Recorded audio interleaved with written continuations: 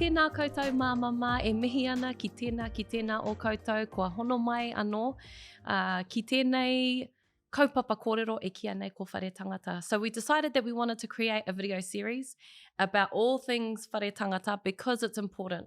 Because we don't have enough kōrero out there that speaks about this, that informs us, that most importantly empowers us to know what to do with our tinana. And on Kia Ora Māmā, we've shared kōrero about contraception, and we've noticed that actually we all need to kind of level up our understanding of contraception and what it means for each and every one of us. So I want to thank you all for tuning in and watching this. We hope that it's valuable to you, to your whānau, to your uri as well, because what we know can then inform our own daughters, our aunties, our uncles, whoever. But this is for us, wahine mā. And again, want to thank you for joining us. But most importantly, I want to thank our two wahine who have so kindly said yes, last minute too, but also just like who has said yes to say, yeah, I'll share my story. Yes, I'll share my journey because it might help someone else. So he manui tērā. I want to thank you both again. Kasey no mai hoki mai ki tā tātou kōrero. You provide that mātanga level mātauranga that we all kind of need to know about. So I want to thank you for your mahi that you're doing in our hohipera. Daryl, no mai ki tā tātou kaupapa. You're probably the youngest of our other kai kōrero that we have, but nevertheless, that's really important too, because we all started somewhere when we've been on our contraception journey. You're a young, beautiful mother, and I'm looking forward to hearing your kōrero. But I just want to welcome you guys again. We've got kapu tea, we've got these beautiful looking desserts that are probably just going to sit there and stare at us, but hoi anō. Here we are, ladies, to talk about contraception. We've all probably got different but maybe similar experiences as well. So we're going to jump into that and go wherever this kōrero goes. All right, so kōrero tuatahi, I guess we'll just share ko wai tātou, nohea tātou, and then get into our own individual stories, because what I like about this is that we're all sharing our experiences because again, they're all different but kind of similar as well. Kasey, I've sort of introduced you as our mātanga and the mahi that you're doing in our hohipera, but I want to throw the kōrero over to you to introduce yourself and your mahi. Oh, tēnā koe. O tēnā kōrua. Ai. And nei rā te mihi ki tēnei kaupapa. Ai, kia ora. Ko Kasey tāwhara tōku ingoa, no Otaki ahau, ara ko Ngāti Raukawa te iwi. Kai te noho au ki kona i nei, e tākuta ki te hohipera. So I'm a gynecologist obstetrician at the hohipera here, which means I am helping wahine hapu and helping wahine around te whare tangata. So yeah, it's a choice job. Yeah, it's important. Tēnō mahi. And it's a humbling and real privilege to kind of walk along our whānau at the same time. It's choice. Are there many Māori in your field of mahi? Yeah. Oh, okay. What have we got? I think we counted the kaumārua. Wow. Across the motu or just? Across the motu. Okay. Right. So that's a good number? Oh, never enough, ne? Hard, yes. And what's the ratio? More women than, are there actually men? Yeah. Or more wahine coming into medical school, full stop. Kia ora. And in obstetrics, gynecology, well, more wahine. Yeah. Well, I know that if I walked into a hohipera and I saw someone like you, looks like me, talks like me, feels what I feel, I would feel like I'd feel safe. So thank you for the mahi that you do and looking after our wahine. And so, Daryl, tēnā koe. Tēnā koe. Yeah, no hea koe o kōrero. No konei ahau, no te aroa, tūhaurangi Ngāti Wāhia, he uri anō hoki tēnei no Ngāti Porau, te aitanga hauiti ngai tā manuhiri, ki te taho taku māmā, no Ngāti Tūwharetoa, Ngāpuhi. True. Oh, someone's always got a bit of ngapu here. Hoi anō. And so tell us about, you've got one beautiful baby. When did that journey start for you? So that started for me in 2017 on the 1st of June. She was born. Yeah. So she is 4 now. She's got a lot of attitude, but I love it. Yes. Where does that come from? No. Definitely from me. Yeah. It's funny. You see yourself and your kids and you're like, oh, it's coming back. Yeah. Oh, it's definitely coming back. But faster than I would have wanted it to come back though. Awesome. How old were you when you had baby? I was 19. I fell hapu when I was 18. Right. Yeah. So just out of school, eh? Just out of school, my first year out of school. Wow. But obviously, wouldn't change it for the world now. Would not at all. How old were you when you had your first baby? 27. Oh, really? You've had your life. Oh, I didn't know that. I forgot to ask you that earlier. Ka pai. I was 22, I think, going on 23. Didn't know. Well, and then the contrast is, so my oldest girl is 10 and our baby is 3, so it was a nice little gap to kind of figure out what this mum journey is. But let's talk about our contraception journeys. So I guess the first part for you, Daryl, is, were you on contraception when you fell hapu? I was, okay. Actually. I was on the pill. Yep. Unbeknown to me, I didn't know there was a set time you had to take it every day. Right. So you just went whenever. So I was just, Monday, wake up, have it. I've got to have it on Tuesday morning. Hang on, I'll have it Tuesday night. Yeah. That kind of thing. And it wasn't until I found out that I was hapu, I went to my doctor. I was like, hey, this is what's happened. They were just like, did you read that you're supposed to take it the same time every day? I was like, oh my gosh. Should have said, did you tell me? Yeah, no, well, that's the thing. It's either the misinformation or the non-disclosure of information that happens. Yeah. So why, Kasey, do you have to take the pill the same time every day? So it's about delivery of that hormone inside the body. And so you kind of want to give the same signal at each time and every day to make it work, essentially. But it's hard. Yeah. And particularly if you never get told. No. Yeah. And so is it a specific time that's like better? Oh, okay. Just the same.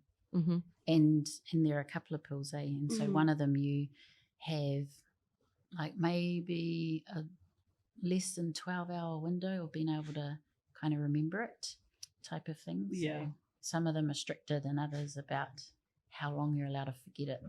Yeah. And was that your first form of contraception, the pill? Yeah, it was. I mean, it's fresh out of high school, like mahina kia, all of that kind of things. Journeys. The normal things you do when you finish school. Yeah. So it was just to be safe kind of thing. Just went to the doctors, hey, I think I need to get on some contraception, all of that. And it was pretty much just, here, I'll write you a prescription. Here you go. Take one pill a day. There wasn't any like, here's your options. No, this is what really. might be good for you. So you didn't know, you were just told that, here, have this. Yeah, it wasn't until after I had baby, my midwife was just like, oh, would you like me to go through some contraception things with you? I was just like, oh yeah, because I was on the pill, but look at where that got me. Here we are. I'm not going to argue with it though. Like, I've got a beautiful daughter. Yeah. And she was just like, oh, are you comfortable with taking pills? I was like, not anymore. Definitely not anymore. So she was just like, oh, well, we've got I don't know the proper name for it, the jab. Yeah. And she was like, if you're someone who's not comfortable taking pills, you only have to do this maybe 2.5, 3 months, apart. That might be something that's good for you. So I was just like, oh yeah, okay. And she was like, oh, and then we've got I think it's the Jadel. She was like, they just do a little incision. I was just like, no, thank you. Yeah, that freaked you out? Yeah, I was like, no, thank you. I'm all good with needles, but if it's got anything to do with doing a little something in my arm, no. Don't. Yes. So what are you on now? At the moment now, I am on the jab. Okay. I only just recently started back maybe after New Year's. Okay, yeah. And so you were on that before, had a break, and then... Yeah. How have you found it now? Any different? Any better? Any okay? it's pretty much the same, I think. What's the procedure with the jab? Normal, like just here you go, needle in the arm? Yeah. Or hip. Right. Yeah. And so you have to take that. What's the usual process with the jab? I'm going to ask you to see if people actually told you. Well, I went to the nurse at the doctor's, and she said, we'll kind of take care of your next appointment. So we'll text you in about 2.5 to 3 months to come back in for your next one. So when you get your text, just give us a ring, ask for the nurse, and then tell them what you're ringing for. And cool. So they kind of took some of that for you. Yeah. Cool. So it's about every 12 weeks that you have that injection. So it's a bigger dose than, say, in the pill, so that's why you have to take the pill every day. And it's a release of that hormone over that 3-month period. What is the benefit of being on let's compare pill versus jab? What's the goods, the bads? Also the frequency, so you only have to do it every 3 months. Someone kind of sends you a reminder to come in and kind of do it, rather than the pill every day. And for a lot of women, it can stop their ikura, or really reduce the flow anyway. And so for some, that's a good thing. Yeah. How have you found that? Has your ikura been any different? Have you had any complications with that? No, it's completely stopped. Right. Yeah, so it was a bit weird for me. Yeah. Because the last time I was on the jab, it was like light, or it was still kind of there, but now it's just completely stopped. There was a point there where I was just like, oh damn, I hope I'm not hapu again. Well, because you don't know how to compare. No, that's right. So I just gave them a ring, and they were just like, oh, the easiest way to find out is to take a test, blah blah blah. So I was just like, oh damn, now I've got to do that awkward little run to the supermarket. No, that's right. And like hoping no one knocks and just grab it. Yeah, okay. But so done that, and no, karekahi pepe. Okay. But relieved. Yeah, absolutely. And have you experienced any other symptoms? Because some people say they get big, or they have mood swings, or they become depressed, or there's just all of these other things that come with having hormones, extra hormones, or other things in your body. Have you had any of that? Not with what I'm on now. I noticed that with the pill, my skin was really bad. Oh yeah.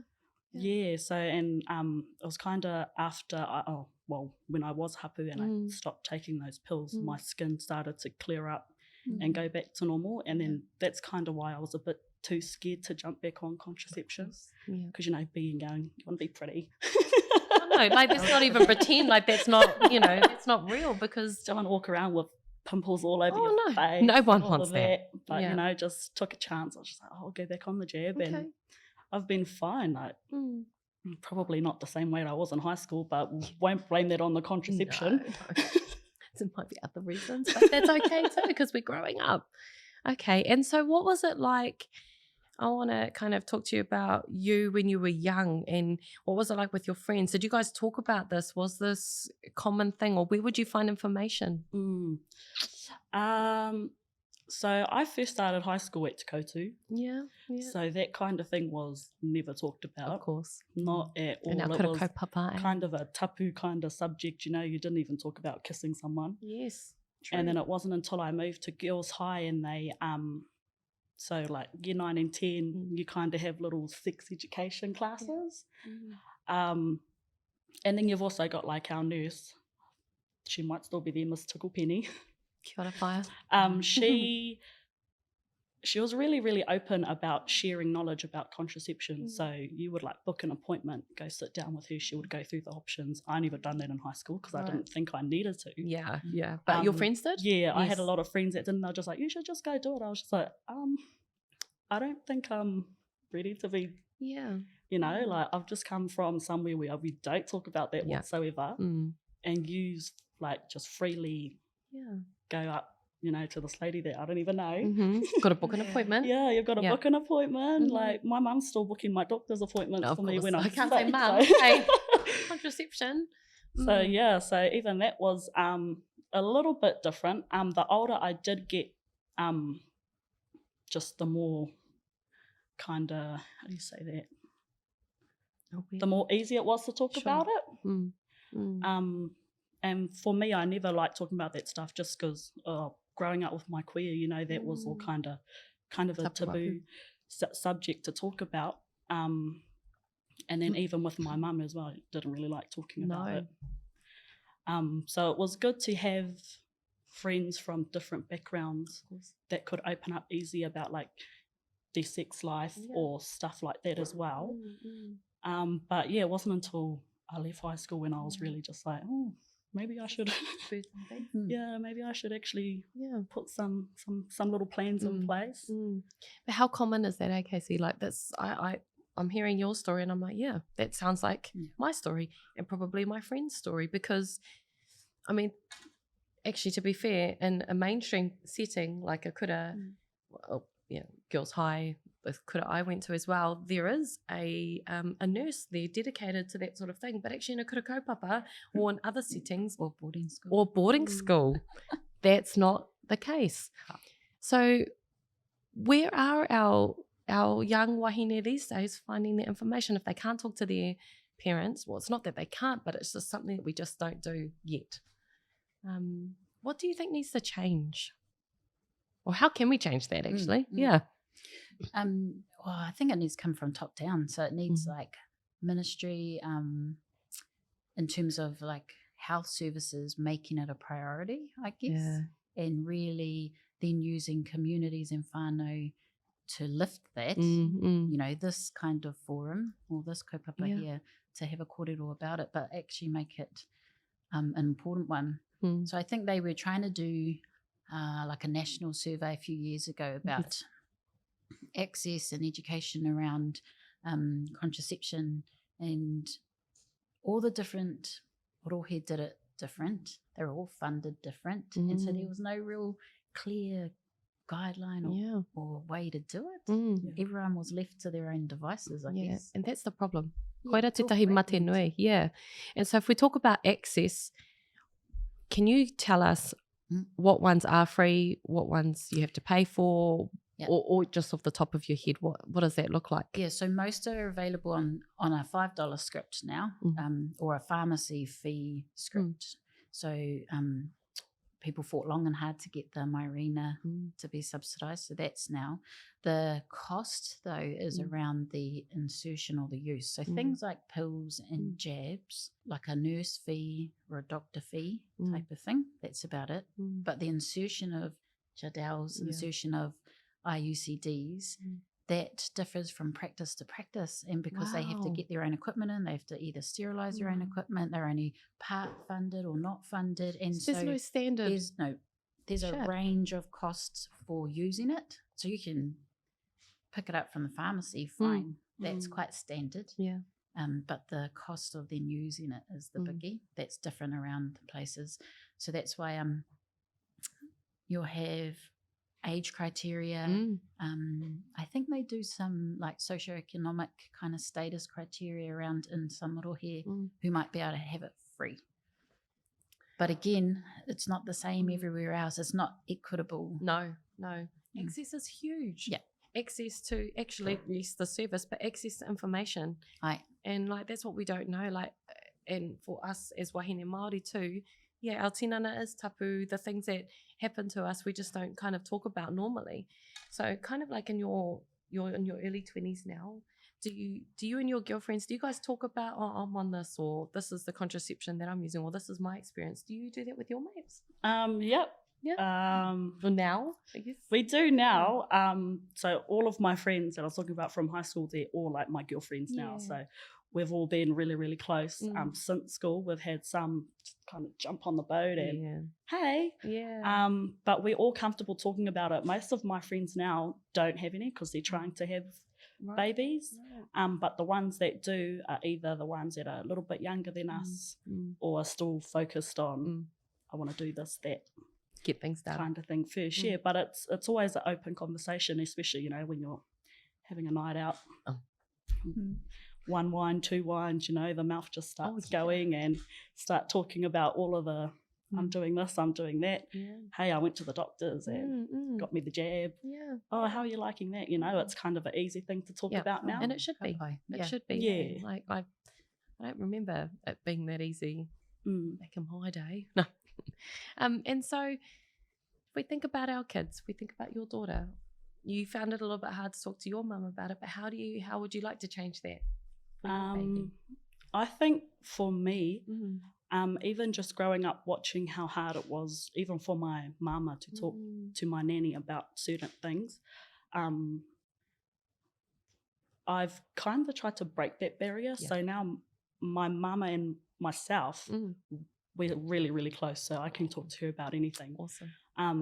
And I'm trying to set example for my baby to see, you know what, I can talk to my mum because my mum can talk to my nan. Yeah. But it's taken me to have my baby to realise, like, I can't carry on having the same relationship my mum has with my nanny because I don't want that for my baby. So, and even conversations with my partner. Growing up, my mum and my papa split when I was young. Sure. And it was always hard for me to know who to talk to. Yeah. Like, especially because that's your papa, so you don't want to tell them about your little girly bits. No, that's right. Yeah. You know, but then, like, you've got your aunties, you know, who are always there for you that I can easily talk to, but I don't want to talk to you because I should be talking to my mum. Yeah, no, that's right. Kind of thing. Yeah. Like, and I know that I personally think my baby will be able to go to her aunties for anything. That's cool too, because if it's not you, then it's the village, right? Yeah. Ātāhua tēnā. And you're talking about, you know, you and your partner, do you guys talk about your contraception and is that something that's both of your responsibility or is it just yours? Me being on contraception is not about not wanting to have babies. At the moment, it's more about trying to heal ourselves because we lost 2 babies last year. And it was kind of one after the other, you know, like you think you'd do certain things to prepare yourself, you know, to have a break, get over yourself. We didn't do that. It was just kind of lost our baby in May, got hapu in September, lost baby in December. So me being on contraception for both of us is just to allow ourselves to heal first. Beautiful. Not wanting to rush into it just because we've lost it, because then there's always going to be that grief that we never got over as well. So yeah, that's kind of my reason for being on contraception at the moment. It's not so much I don't want babies. Yeah. Because I do. But oh man, that's so powerful. Yeah. It's really beautiful. So that's kind of our take, which is why I'm taking responsibility, because I should have done that, but didn't. But it's a life's journey. all about experiences. Hard out. I love that for Karo about them because it's the time, and it's about healing both your tinana, your wairu, and all of that to be able to prepare for what you need to prepare for. Yeah. How ho whakaaro mo tērā, Kasey? That's beautiful. And I think, so it's your right to be able to determine when and where, and like when you're ready. And so I think contraception isn't always about that you don't want. It's just like, I may not be ready just yet. And I think sometimes we get confused with that a lot. And I really like this kōrero actually, because we were thinking about what is the Māori term for contraception? And, you know, there's this arai hapu, but is it arai? Is it aukati? Is it whatever that is? Because terms contraception is a Pākehā term, but the way that we associate Māori kupu to explanations of things is different. And so, I think it kind of, whatever it is for you, that's what it means for you. And contraception is different for every whānau. And I like the whole idea that, yes, you are taking responsibility for yourself as well, but it's just for whatever your situation is. The jab has worked for you. It's working for you now. And what does the future look like for you? I don't know, really. Like I said, it's I'm only on contraception just to allow myself and my whānau to heal. So once we're over that, probably stop. You know, have another baby, 2 maybe, 10, and then when we're over that, then might just jump back on contraception again. You know, it's always there, it's accessible. You've got the option. Yeah, and you've been through a journey. You've gone through a couple to understand what works for you and your tinana. I just want to come back to you, Kasey, and talk about the pill, because I'm a little bit confused sometimes about the different types of pills that there are available. Right. So can you just explain to us what those are and why they're different? Right. Essentially, there are 2 types. So one is what they call the combined pill, and the other one they might reference as the mini pill. And so the combined pill has 2 hormones in it, an estrogen and a progesterone. And then the mini pill or the progesterone only pill is just that. It literally has that one hormone, the progesterone only pill. And that's all to do about, really clinical and sciencey, but the roles and hormones around ovulation, because those 2 are important. But essentially, I kind of see it as a type of pill that you take to pretty much kind of fool your body into like it's either hapu or not to ovulate, essentially, because it's just kind of resting that lining type of thing. And so, combined or progesterone only. I think it's the progesterone only pill that might be that real short window that you have to be set the alarm kind of thing to take. The combine's a little bit more flexible.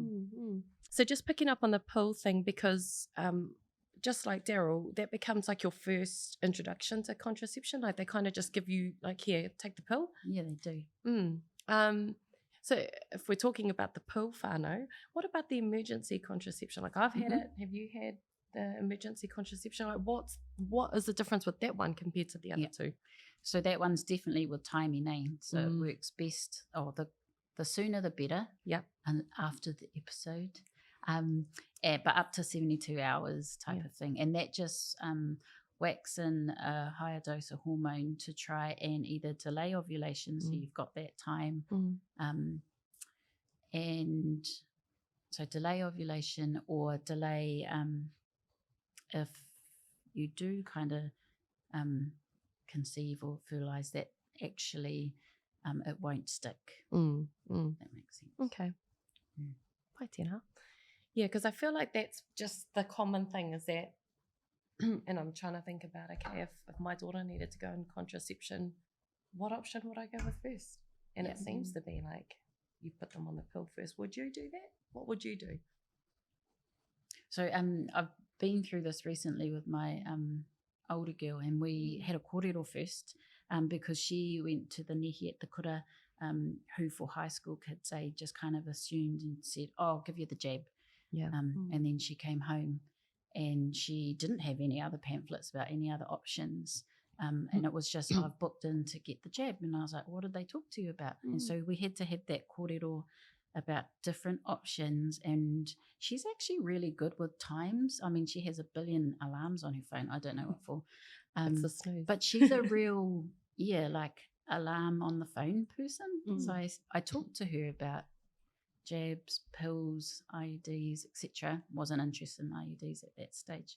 And she thought, oh, well, I'm good with timing. I'll try the pill. Right. And so, it was more just about these are the options. Yes. What do you think you'll be good at? Or what do you want to try? And equally, what do you think you can kind of stop if you don't like it? I think that's a really big thing, because what I've heard throughout all of our kōrero is when we go to get contraception or we're thinking about access to contraception, we're not getting the information we need. So we need to ask, and we need to be given all of the options so that we can make the informed decision about what's right for us. But then it's also about the convenience of what's going to suit your life at the moment, or what's happening for you right now, so that you can go, yes, it's kind of like, here's the smorgasbord, I'm going to go like this. Yeah. Hey. Because that'll change over life too. Well, no, that's right. That's right. And so leading into life, I'm thinking, what is there a like kind of a expiry date or use by date with these contraceptions? Like, actually, you're going to you're going to hurt your whare tangata if you keep being on contraception for this amount of time, or you know, because I think I said this to you before, is that I know some wahine who have been on contraception for a long period of time. They want to have tamariki, they come off and then they can't have babies because it's been too much. Yeah. Well, there are medical criteria for contraception. So if we talk about contraception, we talked about there are two main players of hormones involved, estrogen, progesterone, and then some of those, or estrogen mainly, can be kind of dangerous in certain situations. So when we're a little bit older, say we've got heart disease already, or a history that puts us at risk of stroke or clots, estrogen can actually increase that risk too. So there are medical criteria about who can use what. After a puppy, you don't have estrogen. And that sort of thing. So number one is, are you medically suited to a hormone or not? Because there are some women who just shouldn't have it at all. And then, I can't even remember where I was going with that. And then after that will be about the types of the insertions and all those sorts of risks too, right? Depo-Provera, or the jab, is real commonly used in our younger ones, which we need to be a bit more cautious about in terms of the length. So it's a choice one when they're young and they don't want to take a pill, but actually suppressing all that estrogen at a young age for a long time can be harmful to your bones later in life, like osteoporosis and fractures and all that sort of thing. So we can start our youngies on it, but they should get the information that this wouldn't be you lifelong. And if you do, then be mindful that you're not dairy free. You're thinking about calcium for bones, thinking about, whakapakari tinana to keep all of that you are keeping heart risk factors low and all of that. But I don't know if we do that, or maybe I don't know if our rangatahi can take all of that in at that age. So then you should say, in a year or so, let's touch base about the type of contraception you're using and whether or not it's still right for you. the right one for you, particularly when they're rangatahi. Yeah. What do you wish you knew when you first started contraception that you now know? I definitely wish I knew all of the options. Because it was kind of just, contraception, here you go, I'll give you a prescription for the pill. That was it. So common. And like I said, I didn't know about the different selections of contraception until after I had baby, and that was from my midwife. So a bit of a bummer that it took me until then to actually find out. Like, even though all of my friends have been like, I'm on this, I'm on that, it's like it's different for you, right? But it's like going to a doctor, you'd expect to hear those different things, but I didn't. So that's probably all I wish to see, is that everything is shown to the individual rather than just, here you go. Why is that not happening, Kasey? And what should we be asking as māmā, as wahine?